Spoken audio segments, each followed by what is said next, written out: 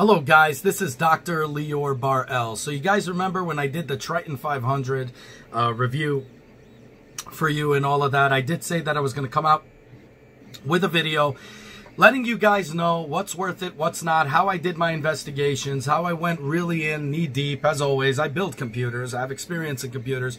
I wanted to help people out make better informed decisions. That's what this channel is for. We're the independent channel, the independent circuit.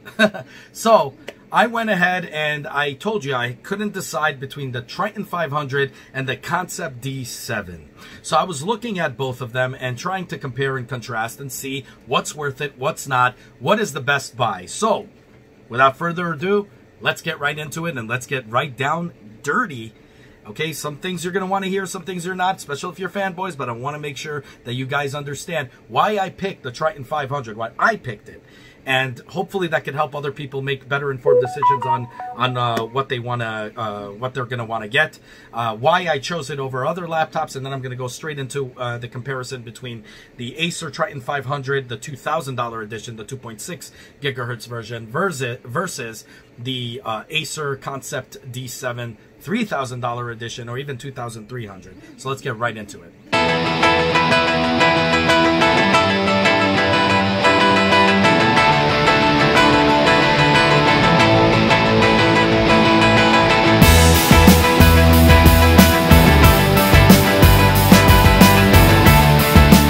Okay guys, so let's get right to it. So first off, why did I pick the Triton 500 over other laptops from other companies? Well, quite simple. You're getting a lot for your money. This is pretty much in a nutshell. You're getting a lot for your money. You're getting a 2080 RTX GeForce card in it. You're getting 32 gigabytes of RAM. You're getting a 4.5 megahertz boost from a 2.6 gigahertz Intel, what it says here, i7 9750H 6-core processor. Now you guys know I love AMD. I'm actually getting a Threadripper for my personal computer. But that is the reason why I picked that, because you're getting a lot for your money.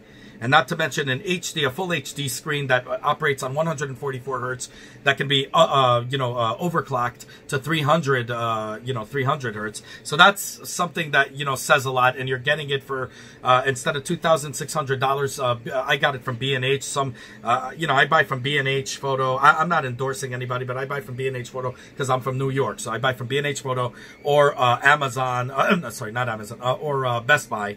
Amazon and eBay, I'm sure they have great sellers out there. I'm just not a big fan of buying big, equipment, a lot of money from people that I have no idea if they're, validated, if they're actually, and definitely watch out for this, because if you don't buy from a vendor that's authorized, your warranty is not valid. So always make sure that even if you save $100, that you always know that you're, getting it from an authorized dealer. I bought plenty of stuff in the past. That's why I did a whole video about this, warning people, from the Firestore to HVX 200 and the Blackmagic, what is it? The Blackmagic Assist, which is a monitor, the small one. I got it from from eBay using all kinds of or unauthorized dealers, and then when I called them, I never got any service done on it, and I was out all the money that I spent on it, which was horrible. And that's how I learned how to fix things myself. But definitely don't make that mistake. So that's the reason I picked this. Why I picked this laptop over the others, because you're getting a lot for your money, where other ones with the same kind of, specs would cost you a lot more than that. So that's that.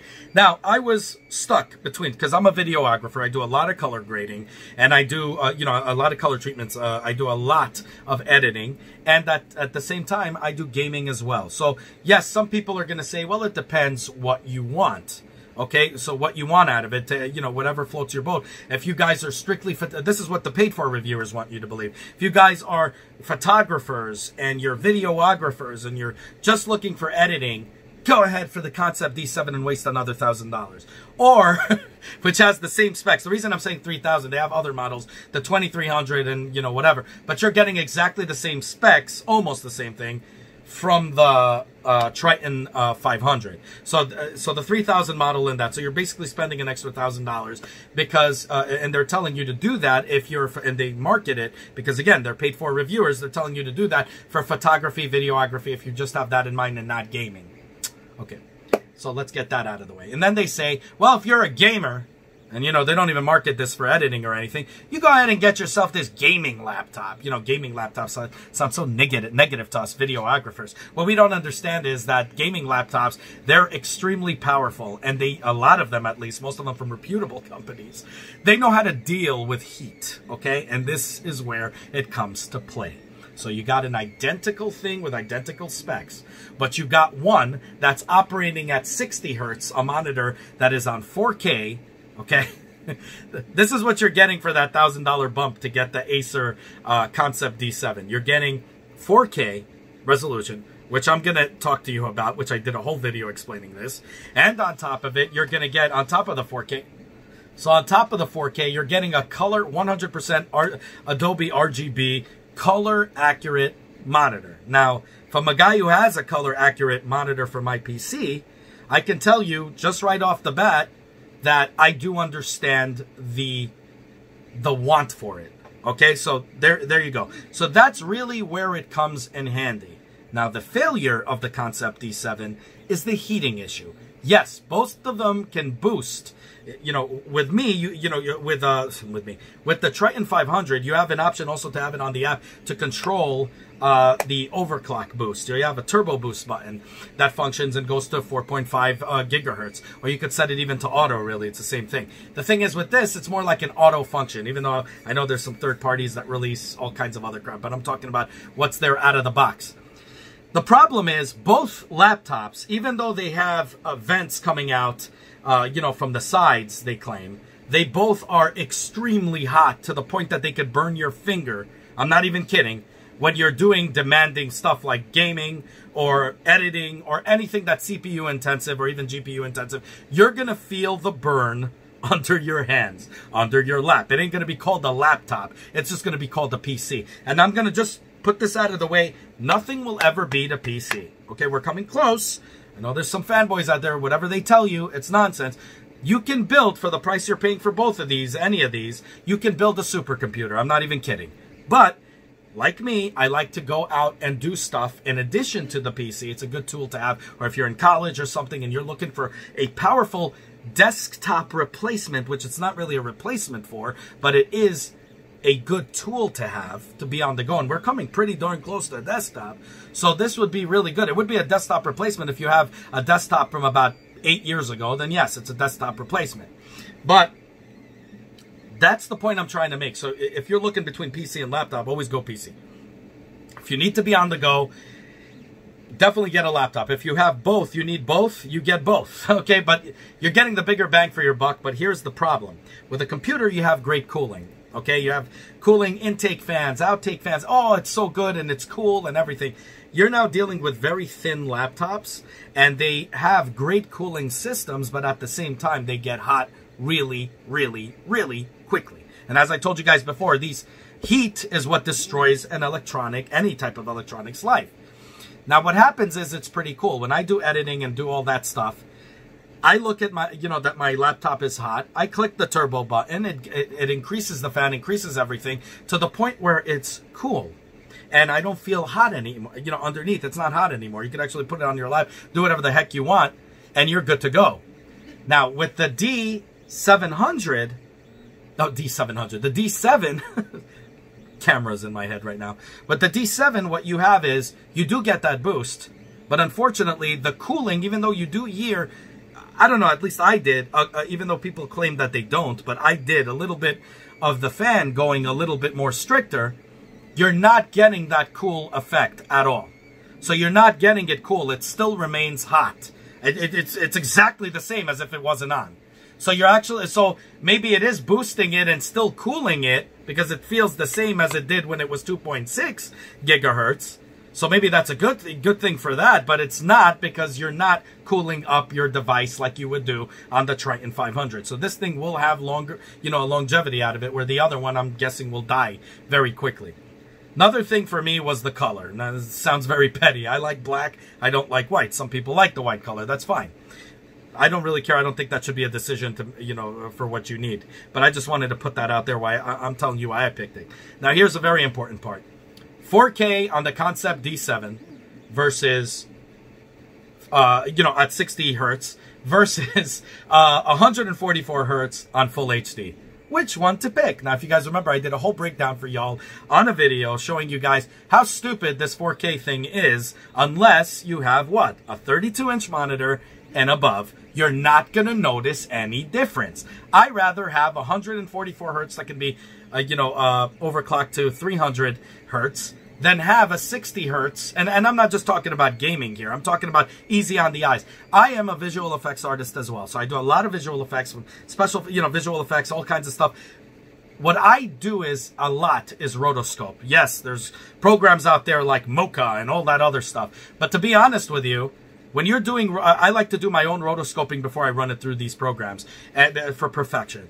When I'm doing frame by frame, these things actually do contribute to a lot of strain on your eye. When I do it on the 144 hertz, which by the way, I don't do it usually. I don't have a 144 hertz monitor. I never had one because I always get these professional monitors that are 100% Adobe accurate and all that stuff. So my eyes actually still get tired. It does strain your eyes. And if anyone is doing rotoscoping, okay? I'm not saying color grading yet. I'm going to explain that later. But if you're doing rotoscoping and editing, okay, editing, especially in rotoscoping, you're going to want to go with 144 hertz. I know it doesn't sound really normal to speak about 144 hertz and above on a videography standpoint, a videographer standpoint or a photographer standpoint or both in production in general. But I'm telling you, it makes a world of a difference. You will find yourself doing things much longer than you've done before if you do it at your own pace. I am telling you, you will be able to smoke through any one of your competitions just by not being tired and need to get a break. Okay, your eyes won't see black anymore in this, when you take a break from it. It is absolutely amazing. I can't tell you what a world of a difference it made to me. And I was a little bit skeptical, to be honest with you. Next thing is 4K. So 4K doesn't really matter. Okay, so the fact that you're paying an extra $1,000 for 4K is ridiculous because it doesn't make a difference unless you see it through a 32-inch monitor and above. You're not going to notice any difference on a 15-inch, 17-inch, 21-inch, 27-inch. You will not notice any difference, I promise you. You can go ahead and check it out. This is why I'm talking about going to reputable dealers like B&H, Best Buy, or whoever. I used to love Circuit City, CompUSA. I don't know. They don't exist anymore. But go to these places that have 30-day exchanges, and you can try them out for yourself, and you'll tell me whether you agree with me on or not on that. So that 4K is definitely not worth the $1,000 because it's completely irrelevant and doesn't make any crap of a difference. So that's, in fact, if anything, it just drains the battery more, and there's absolutely no point for that. So let's get that thing out of the way. The thing is that makes it a difference is the 100% Adobe RGB, okay? So you're getting color accuracy from the Concept D7. Now, if you guys remember, I did a video for you guys before telling you how I got a 43-inch monitor and how I made it, even though they're both 60 hertz, but it was like 70% Adobe RGB. And I told you guys how I did it, where I calibrated it to the point that you're getting near perfect or exactly perfect color match to a professional monitor. Now, how do I do that? Well, very simple. You take your laptop, especially laptops, it's much easier than a computer. You take your laptop, you take it over to a professional monitor, you look at the ups and downs in the brightness and the saturation, and you fix it. Now, the second you fix that, you're going to see that you're getting extremely close to an Adobe RGB accurate monitor, or extremely the same. Now, I do color grading professionally, and I did it both on crappy laptops. Okay, really crappy laptops I had that were great at the time, like my Compaq laptop from 2007. I'm not even kidding. One time I was so desperate, we were doing color grading on HD footage on that. So it was great for HD, but not, 4K footage, because you wouldn't be able to play anything in real time, not even HD. So it was a little bit more difficult. But the point is, I got it to be matched perfectly just by doing that. So is it worth the $1,000? No. Because if you can do tweaking on your own, you can get near perfect or perfect exact matches for the 100% Adobe RGB. Now again, if you're having difficulty doing that, you could see the video I did on the Spider. There's also other ones out there. I'm not endorsing anybody, so I'm literally telling you there's calibration systems everywhere. I like the Spider because I had, I was used to it already. That doesn't mean anything else is not better than that, or which I'm sure there are better than that. So don't go and get yourself a spider. Look, doing investigation, see which one fits you. I like the spider; it matches what I like my taste. So I like to also set it up first using the calibrator before I do any other tweaking. So I use the calibration and boom, I get perfect results. I go to clients with crappy computers and I get perfect results. You need to know your limitations and know how to work around it. Now, here's the thing. Why am I saying don't spend the extra $1,000? Is because most of the stuff on the D7 is not worth the $1,000 jump. Okay, it's just not. And the fact that it heats up to the point that you can boil an egg, which both of them do, but this one cools off the second you hit the turbo button, and this one does not cool it off. It's not worth that $1,000 hike. And don't forget, with 1 terabyte of storage, it looks like a lot, right? Well, it's not a lot. If you're working with 8K footage and 4K footage, especially with RAW or any type of photography or stuff, that 1 terabyte will get filled up pretty fast, especially after you put the programs that you need into the system. So you're going to need also to invest money into, like I said about the Blackmagic camera. I said you're getting a lot for your money for the Ursa Mini, and I told you guys you're getting a lot for your money, and also the Pocket Cinema camera that's 6K, 6K version of it, or 4K version. I told you guys it's worth that over other cameras, because you're going to still need to invest on rigs for it and stuff, which you're going to need to do for the other cameras as well, but you won't reach that level of money increase when you're getting the same for less. So the same thing with these laptops here. What you're going to get is more for your money, because now you have $1,000 to spend, which you're not going to. Obviously, you don't need to, but you could spend that extra $1,000 on, which I did, got 2 5 terabyte drives that I did a review for you guys that's portable by Western Digital, which actually really surprised me. Western Digital used to be my favorite, and then they just went downhill in terms of quality, and now really, I'm having great experiences with them. I don't know, I mean, everybody's subjective, but for me, it couldn't be better. So I could tell you that. You can invest the money in external hard drives. You can invest the money in so many other things that would make this, this much more practical than something you're going to spend $3,000 and then have to spend another. And, even with the 2 hard drives, they're like $80 each. So you're not even going to reach that $1,000 hike, but you could save that for your production or anything you're doing. Okay, for Adobe subscriptions, for any kind of thing, you have that, at least $800 after that to play around with. After the hard drive, getting 2 5 terabyte drives, which I recommend to everybody. Or even external drive that's 10 terabytes, 5 terabytes, so you're going to get 10 terabytes or whatever, or external systems, or have an entire tower, anything for that extra $1,000. I got 2 externals, 5 terabytes each. That's amazing. And I got it for $160 for both of them, so that's totally worth it.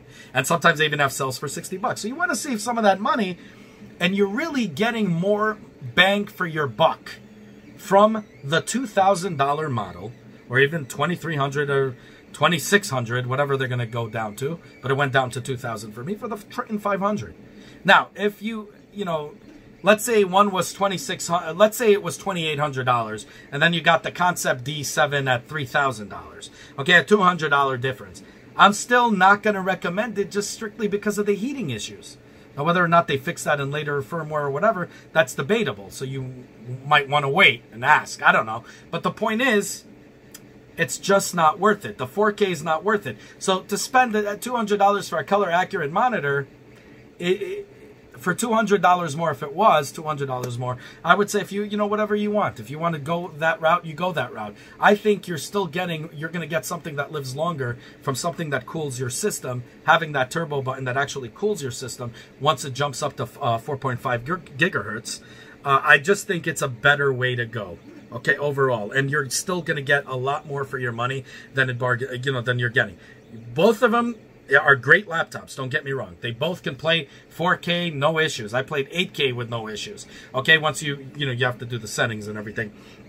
It depends what programs you're using, of course. But I'm saying due to the GeForce RTX 2080, you're getting a lot for, you're getting a lot of that in your system. I have it on my PC, not exactly the Max Q, but I actually have the PC version of it. So I can tell you for a fact it operates amazing for video editing, for rendering. It's not going to be like a Threadripper, obviously, which I'm getting very soon for my PC. But it does amazing work for editing, for playbacks. Real-time playbacks, it's pretty cool. For rotoscoping, well, I'm saying both of them though. So for doing visual effects, any of these things you're gonna love. Working with Maya, 3D Studio Max, Anima, which is a crowd simulator, Messiah, Combustion. All of these things will work so flawlessly with these two laptops. But what'll be more visually less straining to your eye, what is gonna be much cooler, in temperature, not cool as in color, but in temperature.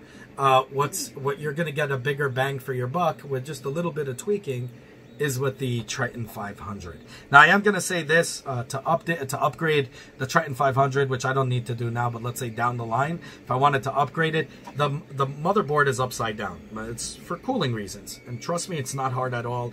There's plenty of teardown videos you can see. It's really easy. It's basic, but the battery is so easy to replace. Everything's so easy to replace. You're just flipping it over and taking it out and putting it back in. It's not really a problem that people are making it out to be. It's a really easy 1, 2, 3, and they have computer repair shops. If you're scared to do it, they'll do it for you for probably a premium, but it's really easy to put together, so it's not really hard. In fact, they sell some spare part units in places you can find for the Triton 500, so if you had any issues or whatever, for all the laptops you can always find spare parts for that.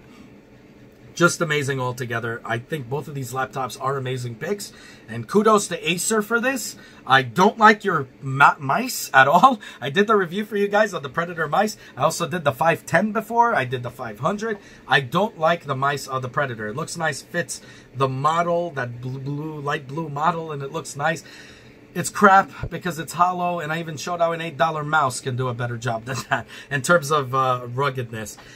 So, I went ahead and I'm going to be doing a review for y'all on the new Logitech one, which I've done a review for the Logitech mouse, but I bought a Logitech mouse again, and I'll show you guys that in another video. Anyways, let me know what you guys think. This is the independent channel, the people's channel. We're not no paid for yuppies. I worked 3 jobs to make this happen, and like I told you guys, I love you guys for telling me and for demanding it from me to do a Patreon service. But I rather you guys save that money and spend it on your families, spend it on charities, or spend it on gear, or video games that we review here, or tech that we review here, and all kinds of cool stuff that we do here. I'd rather you guys 3D printers and 3D stuff. I'd rather you guys invest that money into that, or into your future and into that, than give me the money. I'm working 3 jobs. I got it. The way you guys contribute already is by putting comments down in the comments section, which I call the forum section, because the whole purpose of me opening this channel was to make sure people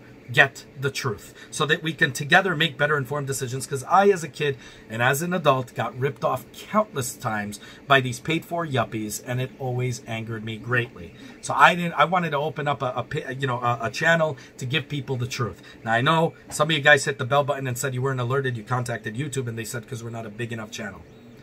Every independent channel grows slowly. We don't do advertisements. We don't do any of that. Slowly but surely. But the point is, we're honest. Okay, and we're all keeping it honest. All of us together. You guys are contributing. I'm contributing. We're all contributing together in this massive good help to help others make better informed decisions from real people, not paid for idiots and fanboys. That's all I got to say about that. So anyways, love you guys. For that, definitely like, subscribe, hit that bell button, share it with everybody you know. Let's let this community grow bigger and larger so people won't have to sift so much till they find the true information. So, have a good one, y'all. I hope this thing rings. I want to hear down in the comment below, do you like the Triton 500? Do you recommend it over the D7? If you don't recommend it over the D7 and recommend the D7 over that, I want to hear your words on why. I definitely want to hear everything. I like to always keep an open mind. And there's just me from a standpoint of a guy who is a self-made engineer, really. Building drones, building computers, building all of that, doing videography, doing this, doing professional work. This is just from my point of view. We each have our own point of view and our own set of tools. And I want to hear, perhaps you could change my mind. Maybe I could change yours, or maybe we agree. I want to hear down below, and let us together help the community at large make better informed decisions. Love y'all. Like, subscribe, hit that bell button. Stay safe, be healthy. Have a good one, y'all. Take care. Bye. As always, guys, if you like what you see, self-funded here, be sure to check out all my other stuff, from mini-series to unboxings to technology, you know, and Nintendo reviews and 3D printer reviews and all that good stuff. If you like what you see, the only way you can help the channel is by liking this video, subscribing, and hitting that bell button. As many more cool videos to come. Definitely want you guys in it, and I want you guys to be vocal. Definitely comment down below. I want to hear what you guys have to say. Have a good one, y'all. Take care. Bye.